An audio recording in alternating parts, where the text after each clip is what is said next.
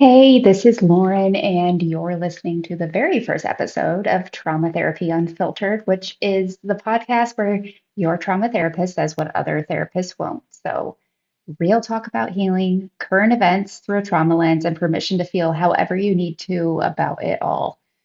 Before we dive in, I need to tell you something.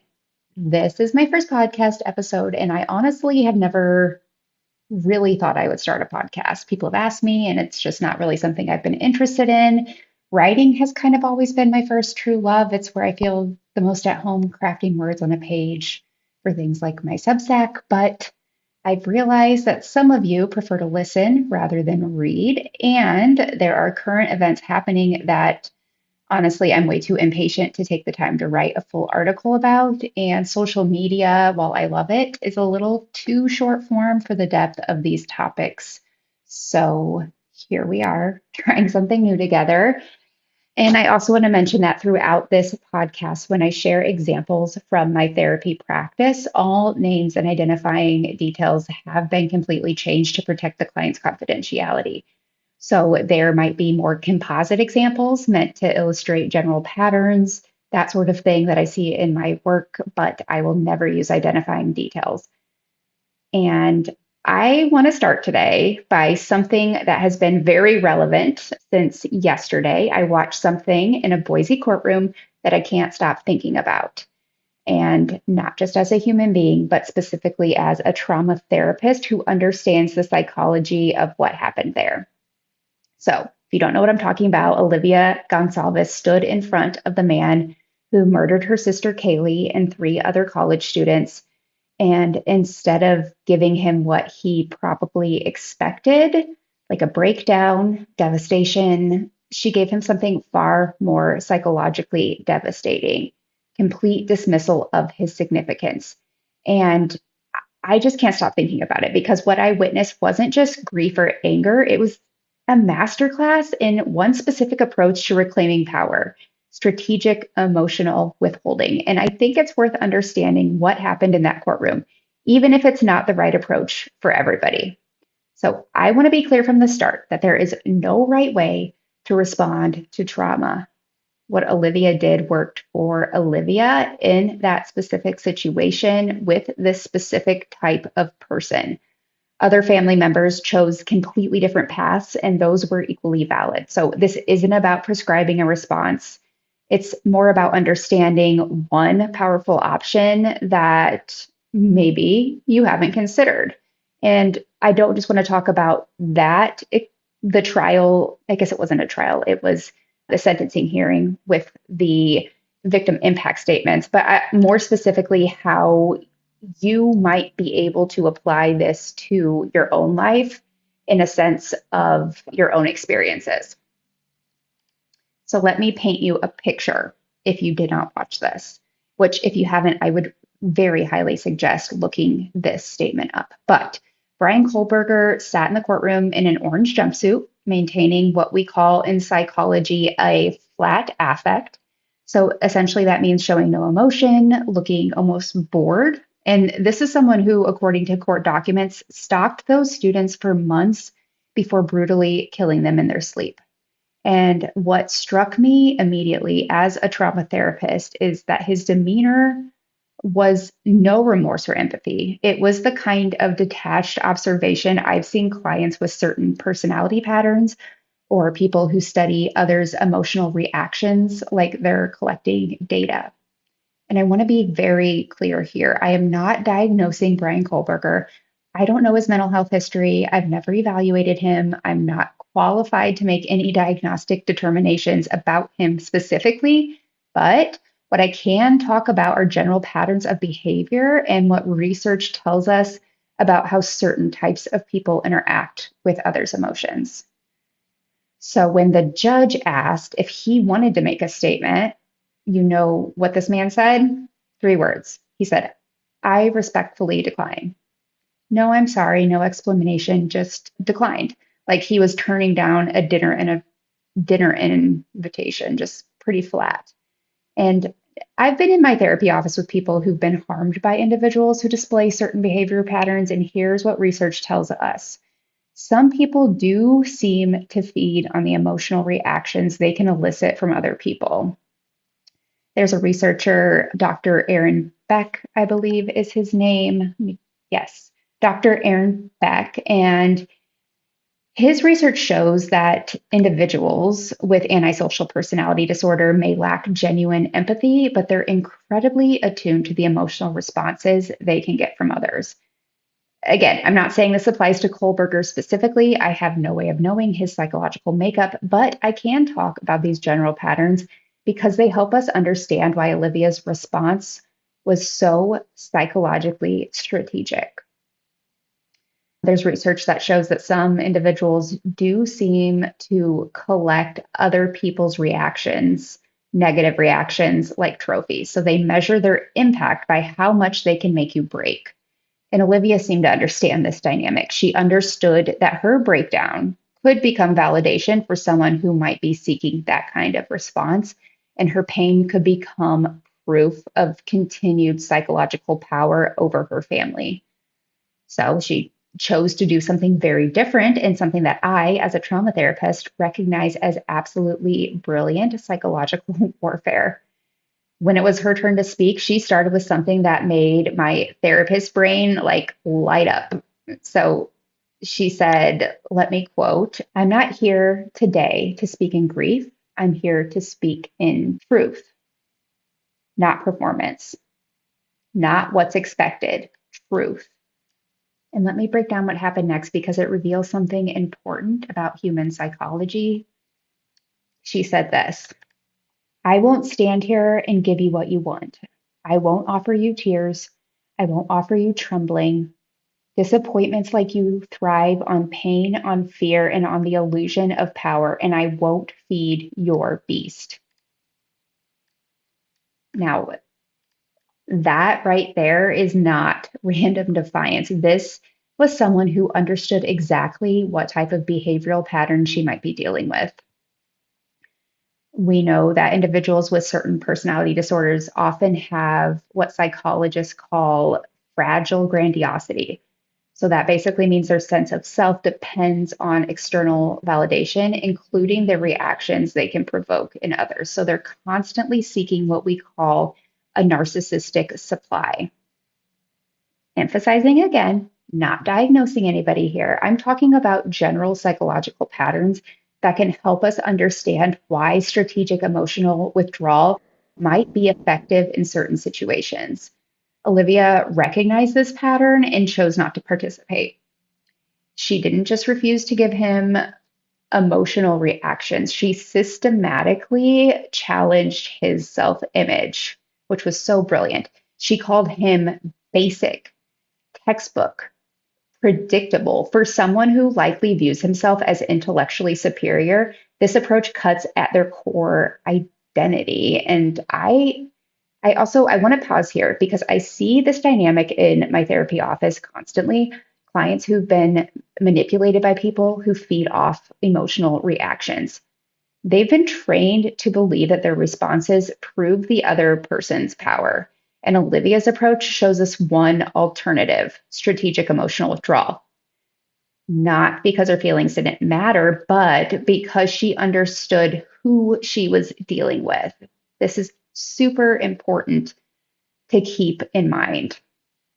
So, where this really gets fascinating from a psychological perspective is the questions that Alivea asked weren't random. I don't know if you noticed this or if you've been following the case, but if you have, you might have noticed. If not, it may have seemed strange. But the questions she asked were a deliberate echo of questions Kohberger himself asked criminals in his own academic research. So while he was getting his master's degree, he posted surveys on Reddit asking criminals about their thought processes. Some of the questions he said were, let's see here, before making your move, how did you approach the victim? Why did you choose that victim over others? How was your life right before the crime occurred? And if you listen to Alivea's victim impact statement, she uses these exact words. She says, how was your life right before you murdered my sisters? Did you prepare for the crime before leaving your apartment? Why did you choose my sisters? Before making your move, did you approach my sisters? So, do you see what she did here? She took his own academic curiosity about criminal psychology and then turned it into a mirror. So, she forced him to become the subject of his own research. And this is absolutely brilliant. Here is someone who thought he was studying criminal behavior from a position of intellectual superiority, never imagining he would one day be on the other side of those very same questions. And she made him the case study in his own research project. And then she added her own questions that I suspect cut even deeper, saying things like, what's it like needing this much attention to feel real? You're terrified of being ordinary, aren't you? Do you feel anything at all? Or are you exactly what you've always feared? Nothing. So these aren't just insults, they're psychological assessments. They're truth telling in the most devastating way possible. And as a therapist, I recognize these as core wounds that drive so much harmful behavior. The terror of being ordinary, the desperate need for attention, that profound emptiness that some people try to fill by taking from others. And she didn't just refuse to be his victim, she became his therapist in a way, the kind who holds up an unflinching mirror and says, this is what you actually are. So it stood out to me for so many reasons.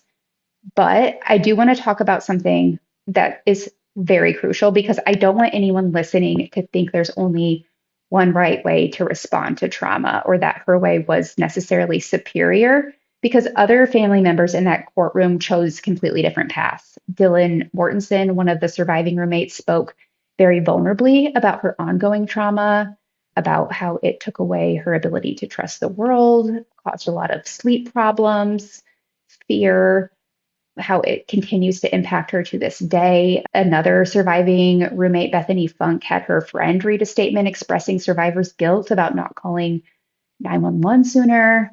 I know some of Xana's family said some emotional memories, and even her aunt, Kim, told Kohberger that she forgives him because she can no longer live with that hate in her heart. And even Ethan's family choosing to not be there at all. Like each of those responses, vulnerable, truth telling, guilt, emotional memories, forgiveness, not being there at all of it represents a different path through unimaginable grief. And none of them are wrong.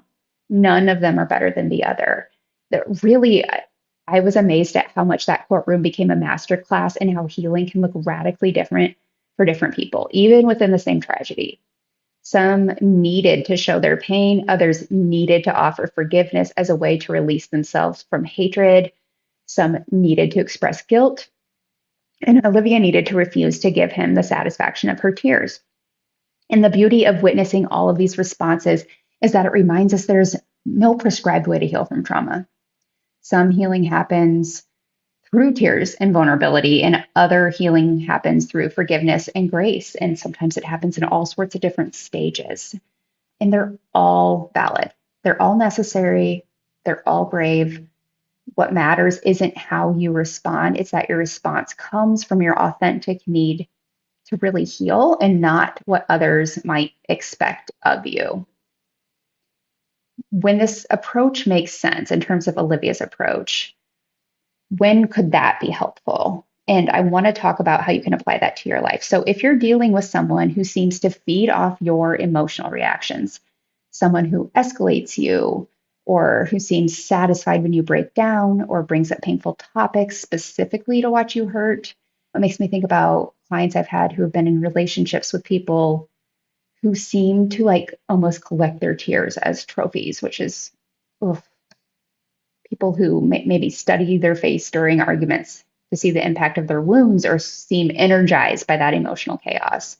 And for these situations, strategic emotional withdrawal can be so powerful, not because you don't have feelings, but because you choose not to make those feelings available for someone else's consumption. Because sometimes I think the most healing thing you can do is look at someone who hurt you and say, you don't get any of this energy. You get nothing. You don't get my emotional reaction.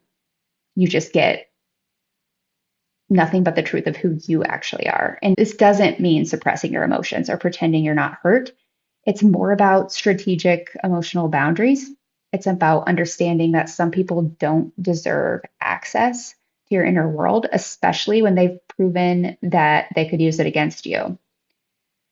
So I want to give you a few examples from my own therapy practice. I had a client, let's call her Sarah, whose ex-husband constantly tried to provoke emotional reactions during custody exchanges and would make subtle digs about her parenting or her appearance or her new relationship. And she'd go home in tears every time, feeling like he was still controlling her. And something that her and I worked on was what I like to call the strategic indifference. Some people call it the gray rock method. And that's not about her feelings not mattering, but the goal is clearly to maintain emotional control from him. So she started responding with neutrality. Okay, thanks for letting me know. I'll note that. Just neutral. And the change was really remarkable because he couldn't get a rise out of her and her pain wasn't available for his consumption. So he eventually stopped trying because her emotional responses belonged to her therapy sessions, her journal, her support system, not to him. She could still have her feelings, but she wasn't giving them to him. I've had clients who have dealt with this with family members, like maybe some emotional manipulation, sometimes like conversations getting turned on the client about how the manipulative family member is the victim or how ungrateful that person was, or look at how much I sacrificed. And often they just end up leaving these interactions feeling terrible and questioning their own reality. So, what can somebody do in a situation like this? They might just express, "Thank you for telling me that," or "I can see that you're upset right now," and then disengage. It is not the client's responsibility to fix or to absorb. And what I want you to understand, it's not about being cold or cruel. It's about recognizing that some people use your empathy and emotional responsiveness as weapons against you. And sometimes the kindest thing you can do for yourself and actually for them is to stop participating in that dynamic and stop giving them that response that they're seeking. Because your anger or being upset is not proof of their importance, and your fear is not evidence of their power. So let's be real about something, though. Olivia's approach isn't for everybody or every situation, and it requires incredible emotional regulation and a specific understanding of who you're dealing with. I need you to keep that in mind, that you do not have to be this controlled. You're allowed to cry. You're allowed to break down. You're allowed to show your pain. And the goal is not to never have emotional reactions. Rather, the goal is to understand that your options exist and you can choose what serves your healing. So sometimes you need to cry in therapy or rage to your best friend or process your hurt in your journal or with your support system. And that's not weakness, that's really healthy emotional processing. But you need to ask yourself the question, who has earned the right to witness my vulnerability? Who can hold your pain without using it against you? Who deserves access to my emotions, to my tears? Is it the person who hurt you? Probably not. I also want to acknowledge that not everyone has the luxury of walking away from people who try to feed off their emotional reactions. So maybe it's a family member that you just really can't cut off, or like a coworker, a boss that you have to interact with, an ex that you share children with, that sort of thing. In those cases, you can still use these principles and you can still choose what emotional energy you're willing to spend. And you can still recognize when someone is fishing for a reaction and decide not to take the bait. You can be polite and civil without being emotionally available, and you can fulfill your obligations without giving them access to your inner world. So remember that your emotional reactions are yours to give or to withhold, and that's your power that, quite frankly, was never theirs to take. So, in terms of some practical applications, like specific things, how you actually do this, how do you actually refuse to give someone the satisfaction of your pain without suppressing your own emotional needs? First, you need to understand the difference between processing emotions and performing them because processing emotions is healthy. It's what you do in safe spaces with people who care about you. And performing emotions is what manipulative people train you to do for their benefit. So, here are some signs that somebody is trying to get you to perform your emotions for them. They may escalate when you're calm. Maybe they'll accuse you of not caring when you don't react dramatically. They might bring up like past hurts specifically to get a reaction, or maybe have some satisfaction when you're breaking down, or use whatever your emotional responses are as ammunition, like, "Oh, you're impossible to talk to when you're like this." When you recognize these things, you can start making different choices. One technique that I love is called the broken record technique. So that's basically picking one neutral response and repeating it. I understand you feel that way. I'll consider what you said. Thank you for sharing your perspective. Don't elaborate. Don't defend. Why this works is because you're giving them nothing new to argue with. You don't take the bait. Eventually, they'll stop casting the line, right? Another thing is strategic questions. So, what I mean by that is instead of reacting to their provocations, ask calm questions like, "What would you like me to do with that information?" Or, "What outcome are you hoping for with this conversation?" And what this does is it puts them in the position of having to explain their motives. It flips the script. So instead of you being defensive, they have to justify their behavior. Most people who are trying to provoke you can't actually articulate why without sounding unreasonable. Because if they're actually trying to manipulate you and you're asking about their intentions, it could be very hard to give you an answer to that question without kind of calling themselves out. Also, another thing that I teach some people sometimes is like an emotional redirection. That could look like saying, "I can see this is important to you. I'll need some time to think about it." And what that does is it removes yourself from the situation so you can process your feelings in a safe space. This is really helpful for those people that get so flooded or overwhelmed and shut down when there's any semblance of conflict, perceived conflict. And if you know that about yourself, it's really important to give yourself what you need in those situations, which is space. And if you acknowledge them without giving them the emotional reaction they want, then you can hopefully respond thoughtfully rather than reactively. And you can do that in whatever way works best for you. If you know that face to face conversations are really intimidating for you, then you can say, "You know what, I need to think about this and I'll get back to you by Friday." And you can text them, you can send them an email. It doesn't matter. If you need to put it in words, if you need to run it through Chat GPT or whatever to make sure it makes sense or is coming across in the way you want it to, go for it. You are allowed to give yourself that permission. So, just important to keep in mind. Also, a tip that I have is share less about what's going on in your life because people can't use information that they don't have.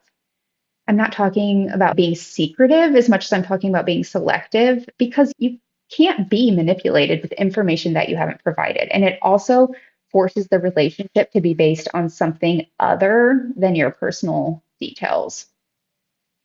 When it comes to dealing with these sorts of people, it's also extremely important to have some sort of like limits or boundaries around time. So, especially in the case of somebody that you have to be in a relationship with, or that you just aren't willing or able to, for whatever reason, to end a relationship with, you can put limits to that. So, Maybe that's saying, hey, I can talk for 10 minutes, but then I have to go. Like having an exit strategy is honestly going to reduce their ability to wear you down. You can figure out how that fits into your life. Let's say it's a friend who you really care about and really love, but it seems like they call you a lot and then it's just a lot of ongoing venting that can be really emotionally exhausting for you. And you want to be there for that friend. Like you care about them, but at the same time, you're finding yourself super emotionally drained. Being able to express that in a kind way, of course, would be key, but that's not always comfortable or possible for a variety of reasons. But maybe you know about your day that you have a 15-minute commute to and from work, let's say, and you can use that time to give them a call back and say, hey, I'm on my way home. I've got about 15 minutes to talk. What's going on? And stick to that. Like you might have to reiterate when you get home, like, hey, I'm pulling into my garage. I don't want to cut you off, but I really do need to focus on some other stuff that I have going on. Put a limit to that. Let them know this is how much of my time and my energy that I have the capacity to give you, kind of without saying those exact words.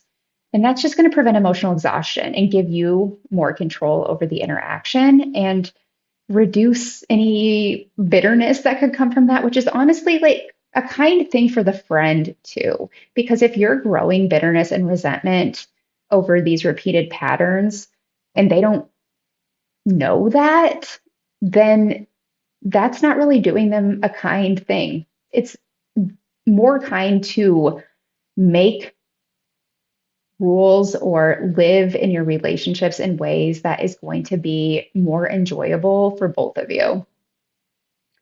Remember, the goal is not to become emotionally available, it's to become emotionally selective. So, all of your emotions are very valuable, but don't hand them over to people who will use them to hurt you. So, last thing, what I want you to take away, again, going back to Olivia's powerful example from that victim impact statement, is that you have more control than you think. Not over what happened to you, but who gets access to you going forward. You don't get to change the past, but you do get to choose how to respond now. And your refusal to perform your trauma for those who caused it, it's not cold, it's not cruel, it's powerful. It's choosing to show your pain if that feels right for you, is choosing forgiveness if that lifts the burden from your heart. All of those things are powerful. Choosing to honor your healing through whatever response emerges from your own needs and not from others' expectations. That is going to be the most healing thing for you at the end of the day, because the only wrong choice is the choice that is forced on you by someone else's influence or manipulation or pressure rather than arising from your own authentic need to heal. So some people might try to convince you that withholding your emotional reactions is cruel or that you're being like too sensitive if you set boundaries or you're overreacting if you refuse to engage with them. But those people are telling you exactly why you need those boundaries, right? Your healing journey belongs to you, and your emotional energy belongs to you, and your power was never theirs to take, and it still isn't. And sometimes the most healing thing you can do is stand up and say, you don't get my tears, you don't get my fear, you get nothing. And then you can walk away knowing that your choice of how to wield your power is yours alone. And it doesn't even have to be something that you verbally say. It can just be a decision in your head. I'm not going to share these emotions with that person. And I'm gracefully walking away. And that's a lot of what Ethan's family did, I think, in that trial, is choosing to not show up, to not be there. They were not going to give it any energy. And for their family, that's what felt powerful. Again, doesn't mean that response is superior to others. It is just what helped them. If you found this helpful, hopefully you did. I'd love you to share it with someone who might need to hear it. We're just figuring out this podcasting thing. It's super new, but if you want to dive deeper on these topics or anything like that, check out my Substack, where I write about the complex realities of trauma healing that most people won't talk about.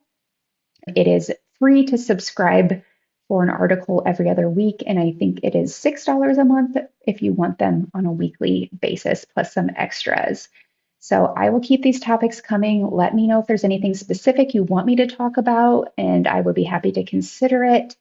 Until then, remember your trauma doesn't define you, but your response to it can empower you. Again, my name's Lauren, and you've been listening to Trauma Therapy Unfiltered, so take care of yourselves out there.